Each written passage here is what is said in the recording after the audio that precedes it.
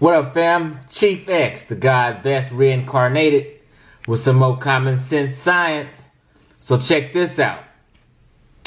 Let me first start off thanking my brother, Any also known as Sean, for dropping this jewel and giving me this information that I'm about to share with the rest of you guys. Showing this age-old question is, where are the slave ships? Where are all the slave ships at? I got a long list to show you that he showed me the reference to go to, my brother Any. So thanks, Any, for that. And after viewing this, you can no longer say the slave trade didn't happen. You can no longer ask where the slave ships are. Anyone that has been in denial of that or teaching otherwise, that slave trade wasn't real to the extent they said, or where all the slave ships, trying to put doubt in my young children's, in the youth minds, trying to put doubt in their minds that the slave trade wasn't what happened, and you know, this and this and that, and there's no ships and all that. Yes, there are ships, and we're about to see them all. Okay? Actually, 50% of the people in the conscious community need to apologize after viewing this. And just say, you know what? I didn't know. Thanks for the information. Just simple as that. There should be no rebuttal or debate about this. Say, thanks for the information, Chief X. We didn't know. Here we go. C, the category, slave ships. And I don't know why after all these years I never thought to went there. Now, I've always known there were slave ships and things like that because I was in the Navy. My answer was just, you know, they transform them. Like remodel them and use it for different uses. Because nobody is going to just throw away no ship. Ships are worth money. It's like buying a car. Why would you throw it away? They trade them and sell them just like anything else. Reuse them, remodel them. Because when I was in the Navy, see, I got living experience when I was in the Navy. That's what we were doing when we was in docks. When we're not at sea, the ship is in docks and stuff, getting worked on, and other ships around. They're remodeling and, you know, welding and doing all kind of shit. Welding, you seeing sparks flying everywhere. We know they remodel ships. It's just y'all lack a little logic. Okay. Yeah, really lacking logic, right? And you know what? I'm just, as I'm talking, I'm about to get into it and break this lecture down. A lot of Moors are going to have to apologize. And if these people don't apologize and say, you know what, we're wrong, and start reteaching the correct truth, then they're just simply deceitful people. Just bottom line. You don't come into the truth and then lie about it after you come into the truth. You're coming into the truth right now. You see all these names. These are names of different ships in years. Okay? I can just go on. Look. And this is not even a half. I'm scrolling. Ship after ship. And I'm going to click on these things and show you, look, they even got what? Jesus of Lubbock. The good ship Jesus. That's the one they was talking about. The good ship Jesus with John Hawkins. And information. So check this out, family. People need to apologize. The case is closed. Never say this again and disrespect my ancestors. You understand what I'm saying? It's like, you know, you have ancestors that were thrown over ships for being too sick. People dying, thrown overboard. A lot of people died on these voyages, and their spirit is out there. You guys are so spiritual, but you're not. But you're so spiritual. What do you think is going on with the spirit of those who were thrown overboard? And you know this phrase is turning over in their grave. Just turning over in their grave. Listen to you talking about, hey, there's no slave ships. They just, oh, once you hear they say that, oh, you just spit on the ancestors. But you're not spiritual. You're illogical. 12 million came. So let's go. These are names of ships. Right, let's click on the diamond. The diamond, you click on it, bam. Right? And all the information come up about it. Diamond was launched in 1798 in Quebec. French privateers captured her 3 times. The 3rd time retaining her. In between, she carried slaves. Her 3rd capture occurred while she was on a whaling voyage. Her last voyage took, let me just read it the right way. Her last voyage took her from de France to Bordeaux, where she was decommissioned in 1809. Then he goes down and just goes all the information, the numbers on it, the years. You go down here, it just gives you history information, the British carrier. See, people sold these things to the next person. The next person did what they wanted to with the boat. All this information on the boat. Right? Citations. You know what I mean? Sources. University of Hull, British Southern Well Fishery. They was using a lot of this stuff for fishing. You know, in changing uses. It's sources everywhere. Right? Let's go. Let's just talk for a minute, huh? Oh, let's go to the ship Jesus. Jesus has the less information because it was the oldest. It was in the 1500s. Right? Jesus of Lubbock was a carrack built in the free city of Lubbock in the early 16th century, around 1540. The ship, which had mostly been used for representative purposes, was acquired by King Henry, whatever number that is, King of England, to augment his fleet. The ship saw action during the French invasion of the Isles of Wight. They use these things in wars and different things. Whatever ship they can use to get around and do things and hustle and fight and battle and whatever, they convert them and use them. They don't throw away no ships, family. It gives you all the information about it. The bibliography about it. Even has it's even in a museum. Look. Lubbock Museum for, I can't pronounce those words. Even I think there's the museum number. Look, you can go look at it yourself. Right? But check this out. It's something I wanted to show. That was very interesting. So you have it was a ship called the Prince of Wales, 1786. Now, mind you, the ship Jesus of Lubbock Jesus good ship Jesus, what we call it, but that was, I guess, the technical name. Now, mind you, that was in late 1500s, 1540, I think it said. So people been, running slaves for a good 400 years. Now, I know later on it started taking off, but people start sampling, you know what I mean, in 1500s. Good 400 years, and I did the math. I said 30,000 people in what? 400 years? That's what? 12 million slaves in total transferred. Over 400 years, that's like 30,000 a year, which is not nothing unbelievable at all. A football stadium, 2 football stadiums or whatever, you get that. In a year, you got a year's time, and you got a whole bunch of people doing it? Oh yeah, that's no problem at all. Okay, so we click on Prince of Wales.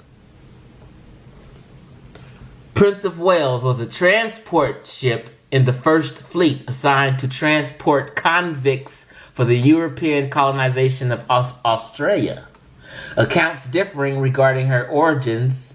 She may have been built and launched in 1779 in Sidmouth or 1786 on the River Thames. Her first fleet voyage commenced in 1787 with 47 female convicts aboard. And she arrived at Botany Bay in January 1788. And it gives stories after stories. Now, I'm not saying this is the Prince Wales ship. The name was just called Prince Wales. After Prince Wales returned to Britain, her owners deployed her as a whaler in the South Seas fisheries. She was later used as a privateer under a letter marquee before performing a voyage as a slave ship. After a period under French control, she returned to Britain and was used to carry trade goods between London, the West Indies, and the Mediterranean. The last records of her existence dated 1810. Her fate thereafter unknown. Right? And it just breaks down stories of stories, and you have these little pictures of these boats and things, right? And I'm reading, so I've been here for about an hour just going through stuff. One boat just had really some goods and just 30 slaves. You know, every boat wasn't trying to pack hundreds and stuff like that, like y'all think. One boat just had 30, and it was easy to care for just 30 slaves, and they pretty much survived. I think maybe 2 out of the 30 died or something. You know, it was easy to care. I mean, it's different ways and things people was going about this, but it was lots of people involved. You know, you even got a rogue. I'm reading a lot of stuff about capture this and capture that. You know what I mean? Like, you know, one so vague. You know, I'm like, road, they gang, carjacking, boat jacking. You know, it's wild, wild west sometimes. These didn't have no goddamn morals. These are slave runners. They'll jack a motherfucker for slaves. You know what I mean? Shit, there ain't no morality in this shit. Right? You know, so let's just go down to this other one I wanted to see. The SMH Shark was the name of this one, 1776. The British Royal Navy purchased HMS Shark on the stocks in 1775. She was launched in 1776 and converted to a fire ship and renamed HMS Salamander in 1778. The Navy sold her in 1783. She then became a mercantile salamander in the 1780s. So just, you know, they used for fisheries. Some ships were used for seals catching and all kind of stuff. And it just gives their whole history, the whole background, the Royal Navy, and you know, everything. Battle of Chesapeake, they got information on. You know, mercantile service. You know, just a link after link after link after link. Citations after citations after citations after citations. Source after source after source. Shut your mouth. You never knew what you was talking about. The slave trade was real. Here are all the slave ships and the names and every information you want to know about them. Right?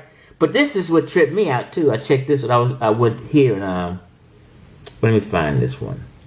The Black Joke was the name of this slave ship. HMS, right here, Black Joke. Clicked on it. HMS Black Joke. You know, just paintings and things like that. You know, it just gives a history of the boat and all this. Brazilian history of it, British history of it. You know, but what I read tripped me out. It says the third HMS Black Joke was probably built in Baltimore in 1824, becoming the Brazilian slave ship Henrietta. The Royal Navy captured her in September 1827 and purchased her into the service. The Navy renamed her Black Joe after English song of the same name and resigned her to West African Squadron. Her role was to chase down slave ships. And over her 5-year career, she freed many hundreds of slaves. So some people were working to, you know, they had some compassion and was trying to free slaves. And at this owner and time period, this specific ship was used before to chase down other slave ships and free the slaves. Eventually, the Navy deliberately burnt this ship in May 1832.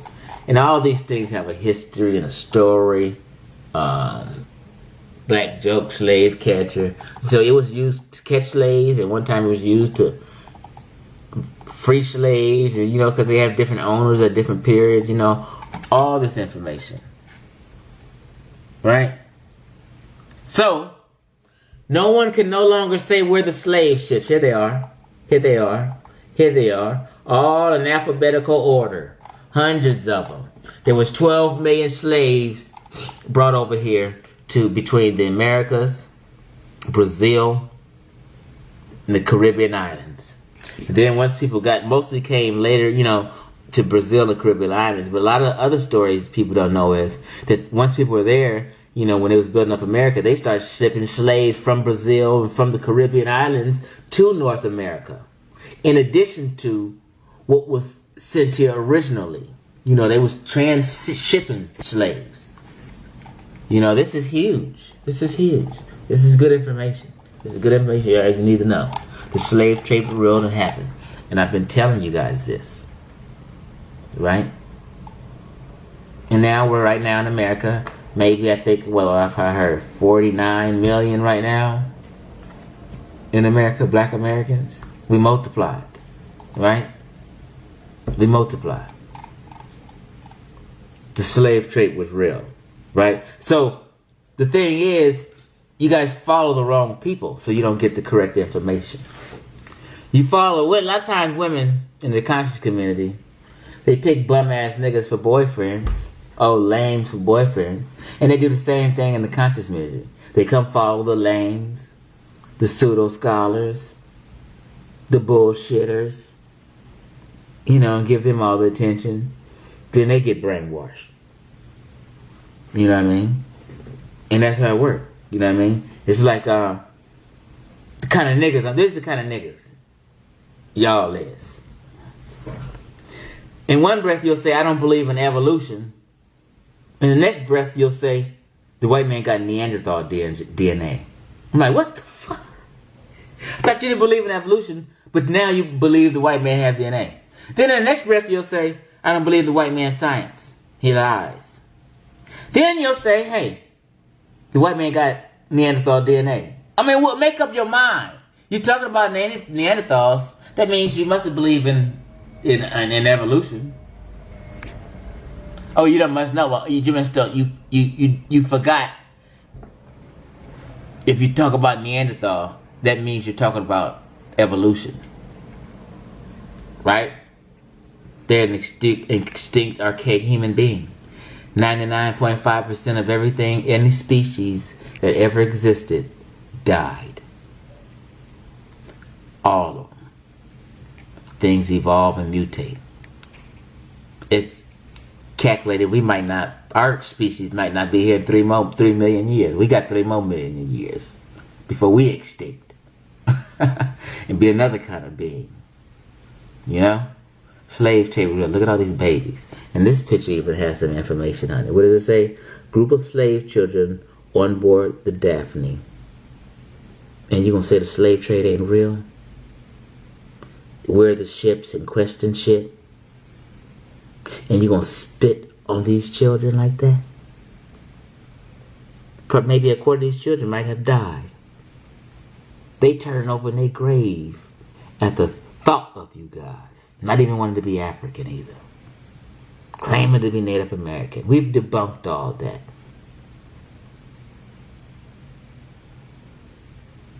Get back to black.